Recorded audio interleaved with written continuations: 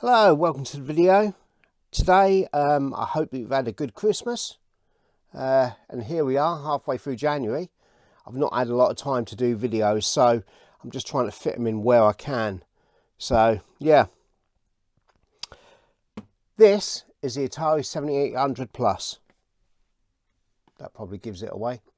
I got this for Christmas, and I want to talk about this today. So let's have a look at what we get. It's as you can see here, quite a large box. There we go.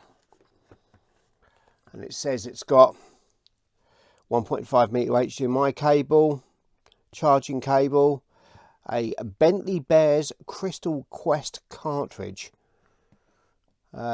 Yeah, whatever that is. A wireless gamepad and the Atari system.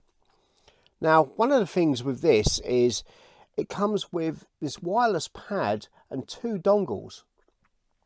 One where you can plug it into a regular 9-pin, like the Atari itself, or another machine, and a USB, which should be able to be used on a PC.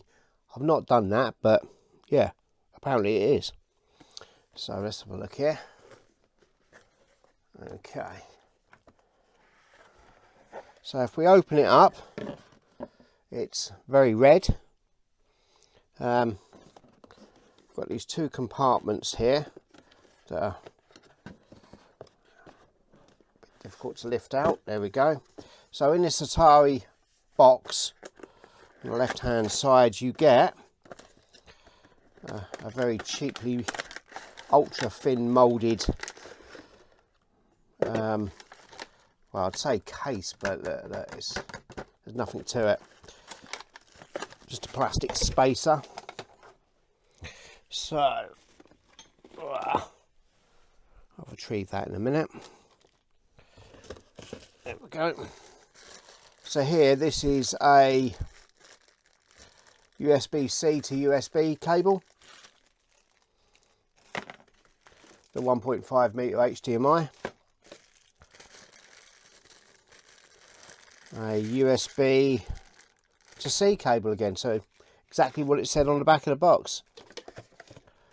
No real surprise there then, is it? Okay, let's have a look at this. I can't believe how cheap and nasty this is. Yeah, so this is the Bentley Bear Crystal Quest cartridge.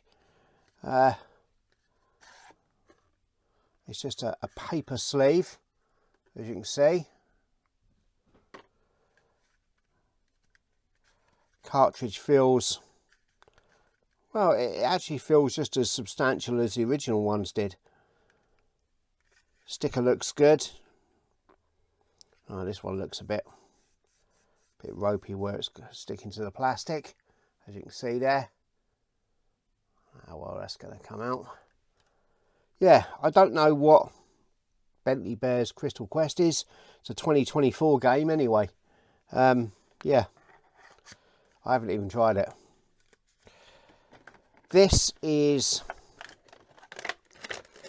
the controller, and underneath you get this screw-in thumbstick, just like the originals.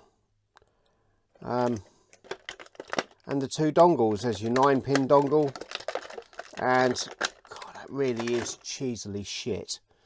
Yeah, here's the USB one. It's got a little indicator on it, I believe. I haven't tried it in a PC, and that's because it's a 7800 pad, and they were notoriously shit to begin with. I had a couple of 7800s, and yeah, they weren't good. That's split already on there. Well, how about that? So this is the pad. It feels just as diabolical as the original. And anyone, oh look, there we go, it's lighting up. anyone that had a real Atari pad knows that they were legendarily shit. But it does the job. It does the job. The D-pad, it feels terrible, to be honest with you. Truly terrible. But it works. It's, yeah, the whole... To give you an idea, the whole pad, I don't know if you can see this. Is that... The whole pad goes up and down. So it's not just the edges, the whole thing. So it's almost as if inside you've got those rubber the four-way rubbers, you know what I mean, that have got a ferrite backing on, like a D-pad on a Game Boy or something like that. So the whole thing can compress. It's yeah, and these feel exactly the same. I mean, I would take it apart, but I'm not going to be honest with you. That's yeah, I'm not going to tear it down. I pretty much know what's inside. I think there's going to be a PCB, some of these rubber nodules with the ferrite backing, and that'll be it. It's a rechargeable, so it'll be a small battery. It works, but it's pretty shit. And here's why. So I started this up and I hooked everything up, and the lag on it was just nasty. Truly nasty. And people, I went on the internet to see, you know, if other people had the same problem, and I said, oh, it's got to be a TV. Now, to be fair, the TV was set to game mode, but when I played around with some of the settings on it, it did seem to improve a little bit. Not good enough, but a little bit. But one of the things that made the most difference on here was changing this to 60 Hertz. This then become much more responsive, and we'll get to that later. But yeah, I'm not overly impressed with this. It does the job. It does the job. Like I said, this was a present, so it's. Would I have bought it myself? Hand on heart, no. I don't think I would have done. The only real draw for this, to me, is having a 2600 that has HDMI output. So let's get this box out. This is a bit more difficult because there's plastic in here. There's nothing to grab hold of. So it's a bit of a pig to get out. So there's a spacer. A couple of there's the manual to Bentley Bear's Crystal Quest. It's you know, it's pretty good to actually get a physical manual. I'll give you that much. It's got 9 pages, so it's not going to be a big deal, as you can see here. But it is nice to get a physical printed manual nowadays. Now, what makes this difficult to get out is this plastic dust cover. And I mean, it is good that you can actually keep it as a dust cover, but it's a pig to get out of because it fits so well in the box. But anyway, yeah, so you've got a very flimsy dust cover, but it will do the job. And this is the unit. Now, this is smaller than a real 7800 because the 7800 is a bit of a monster. And it's a bit difficult to see on here, but I mean, a 7800 I would say would come out to here, probably back to here. They're quite a big machine. It feels substantial. I've got to say, it does feel like it's got some heft to it. I like the metal Atari logo on it, and they've done this in metal rather than plastic, so it does look nice. And then you've got the cartridge port itself. On the back, you've just got power, 16x9 and 4x3 switch, and HDMI. And on the front, you've got your 2 9-pins, and you've got difficulty selectors, which are selectable switches. That's all there is to it. So there's not much to this at all. But it does feel nice. You're not really bending it or nothing. It's you know, it's a substantially solid bit of kit. So yeah, I've given this a try and I've played a few games on it. Now, I got rid of a lot of my 7800 games a long time ago. I think I've got a few left, but not many. I've got a few 2600 games, though, quite a few games. And you might see in one of my previous videos, I recorded, Steve from 8-Bit Retro Refix sent me an Atari 2600 Junior, which I've been using. And that's really nice. Just to give you an idea, I've got that actually in front of me, up on the shelf. If I can pull that out without pulling everything down, that is the size of the Junior compared to the 7800 Plus. So as you can see, it is really a little mini machine. Now, with the Junior, I've got a lot of real cartridges that I've bought and I've kept over the years. I've also got one of these, which is an Uno cart for it. The problem with this is I haven't tried this on here, and I don't think it would work because this downloads the cartridge to memory, which is problematic when you want to run live, for want of a better term. So with this, you could plug in and it would then present you with a menu and go off to the SD card. I don't think this would do that. I'm not going to try it because I think it's pretty pointless.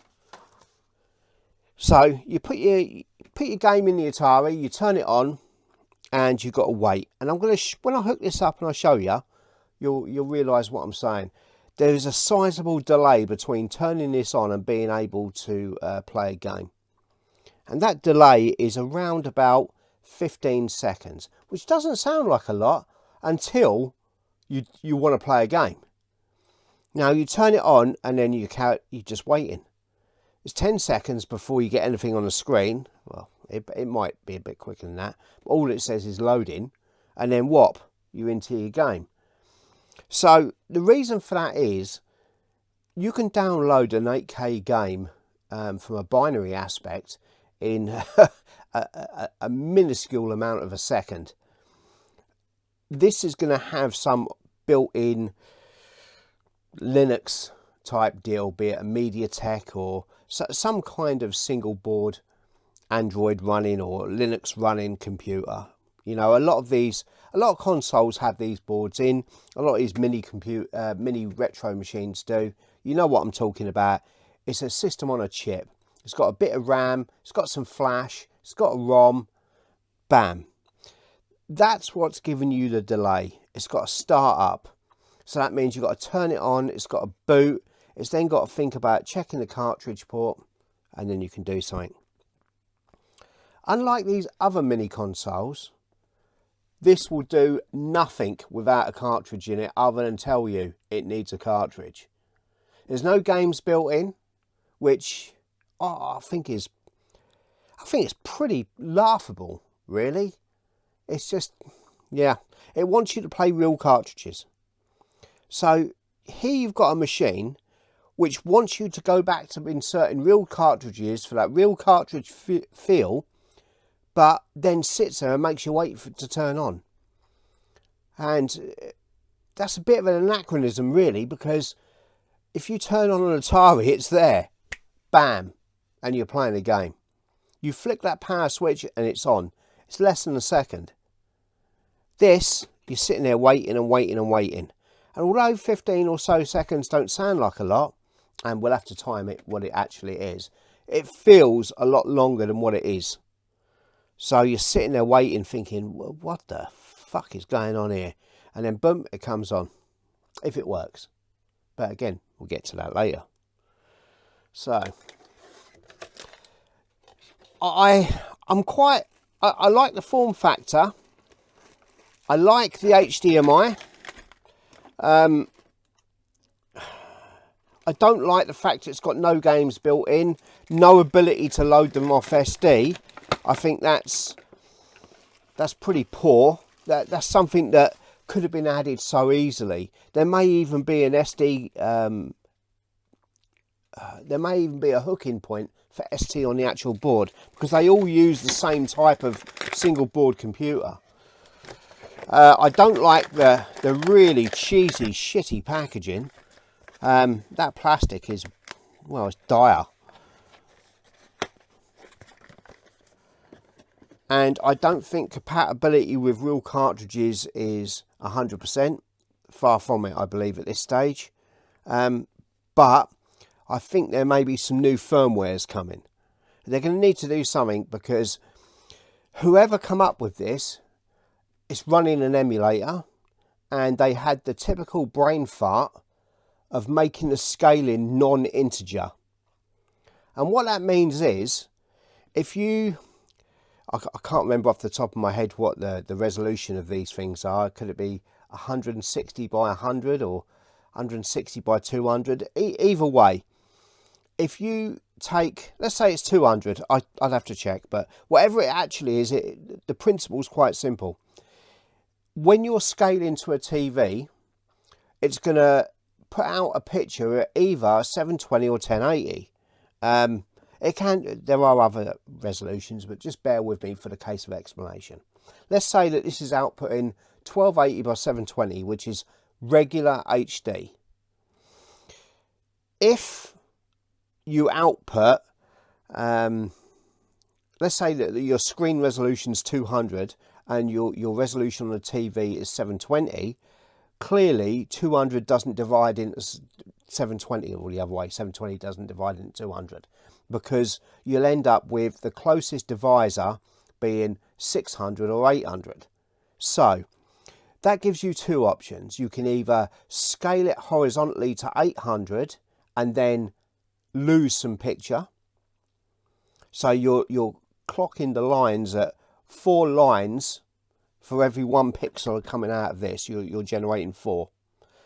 Or you can go to 600 lines and just have a small black bar top and bottom, which is preferable. However, what they've done here is they've tried to scale it by a non-integer number. So some lines have got 2 pixels denoting 1 pixel from the Atari, and some lines have got 3 pixels denoting. When you're reading text, and I know on a 2600 that's not really there's not really a lot of text, but say the Activision logo, for example, or vertical scrolling. This is very, very prevalent then. So let's say you start River Raid up in this. There you are, you're steaming up the screen, and all of the graphics are essentially doing this.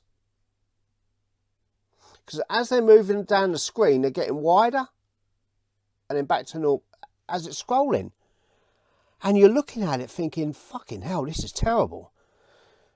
It's not clever. It's not good. They know about it.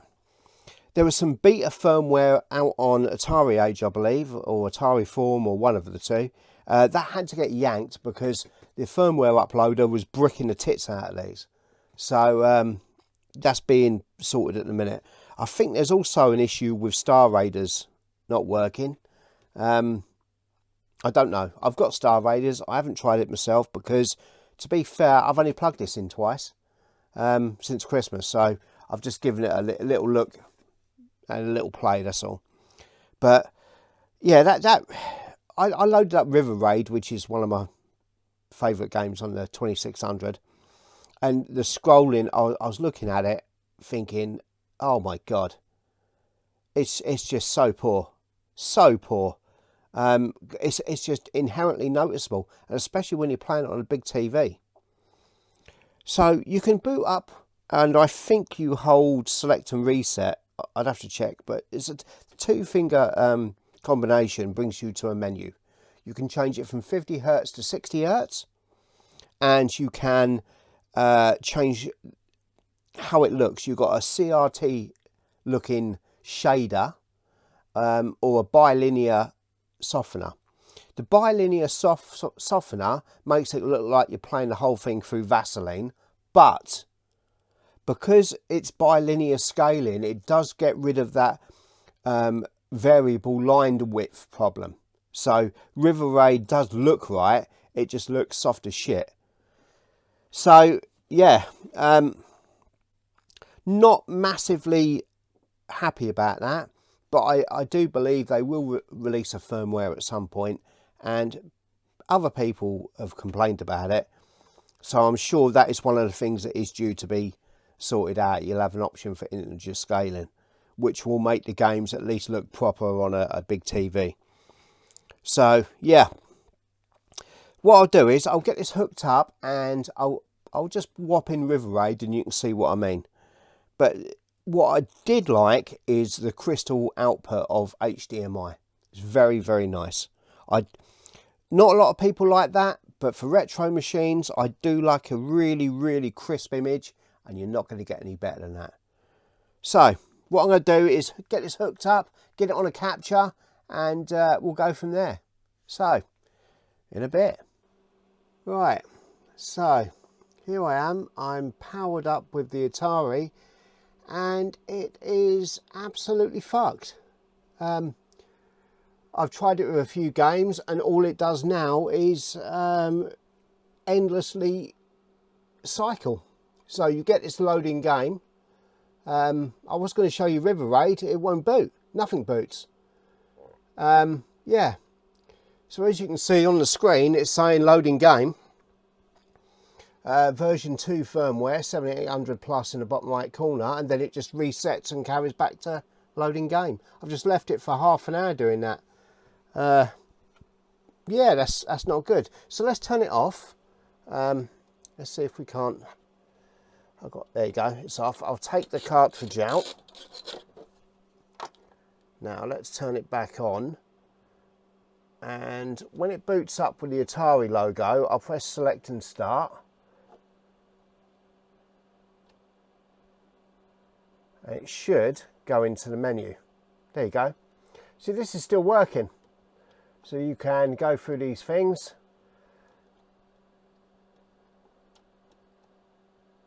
There it goes, no game detected. Yeah. Turn it off. Insert our cartridge again. It doesn't matter which one because they all do the same thing. This is the Crystal Quest 7800. So here you go, you get your logo.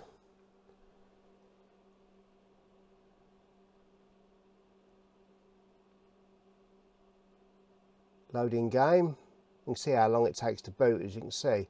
All of a sudden it will just disappear and that's it. Hopefully it will come on, but it has done for the last half hour. So here we go. Still loading game. And reboot. Comes back and says loading game. There you go. Yeah, it's just not starting.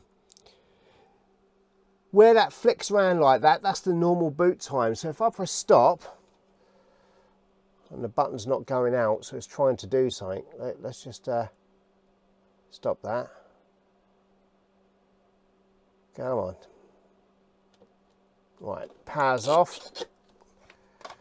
I'll put that Crystal Quest back in its box.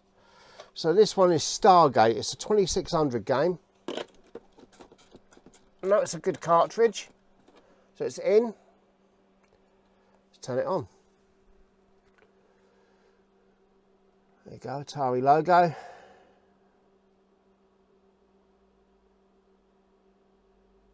Loading game. This is how long it normally takes. When you see the rainbow on the screen, there you go, that's how long it takes. And nope, it's not going to work. Can you believe that? Realistically, you know what I mean? To have it go wrong on a... I'm just going to flick over the difficulty switches on the front just to make sure they're not half on or something.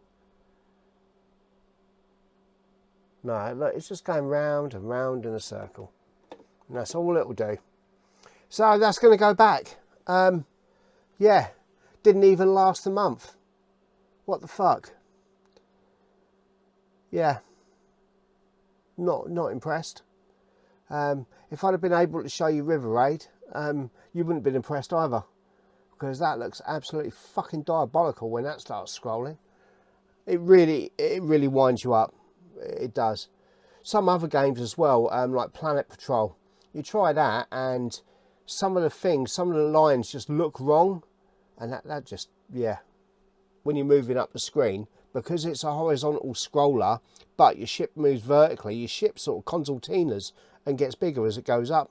If you imagine playing Phoenix, you know, when you move your ship, it moves bigger and smaller as it moves right. That's deliberate, but everything else does that on this machine, and it's not deliberate. It's because some numbskull thought, yeah, let's not put integer scaling in it. Yeah. Anyway, there's not much more I can say about this. It's time to go. This Atari is well and truly fucked, so that's going back to the shop. Yeah, make your own conclusion from that. Didn't even last a month. Don't forget to check out my compadres. They're in the description. 8-bit Retro Refix, Josip's Retro Bits, Retro 4U. There's a few of us. We're all in a Discord group. Jump on and say hi. Yeah. So, on that note, I'm going to say thanks for watching, and I'll catch you on a more upbeat video in the future. Later.